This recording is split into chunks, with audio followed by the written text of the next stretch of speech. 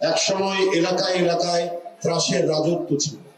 যারা সরকারি দল করে তাদের যারা চেলাচুবার চামুন্ডা, তাদের ভয়ে এলাকার মানুষ তটস্থ থাকে, ভয়ে সন্ত্রস্ত থাকে।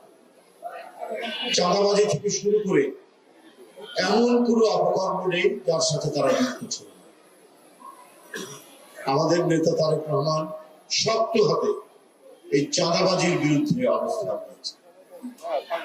আপনারা দেখেছেন, বিএনপির নামেও যদি কেউ কিছু করে কোনো দেরি নেই, তাদেরকে দল থেকে বহিষ্কার করা হয়েছে, দল থেকে তাদের পদ স্থগিত করা হয়েছে, তাদেরকে কারাদণ্ড দেওয়া হচ্ছে, সকল ধরনের শাস্তি দিয়ে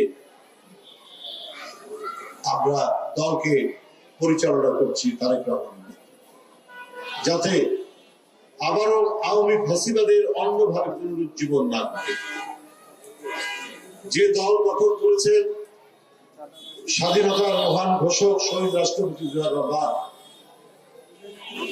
দেশনেত্রী বেগম খালেদা জিয়া, আমরা সেই জিয়াউর রহমানের আমল, আমরা দেশনেত্রীর আমল সেই রকম পরিস্থিতি তৈরি হবে। জিয়াউর রহমানের সময় মানুষ বলতো, মানুষ ঘরের দরজা খুলে ঘুমাতে পারত, চাঁদাবাজি, রাজধানী, ডাকাতি, চুরি বন্ধ হয়ে গিয়েছে। এই কারণেই জিয়াউর রহমান আজ জনপ্রিয়। আজও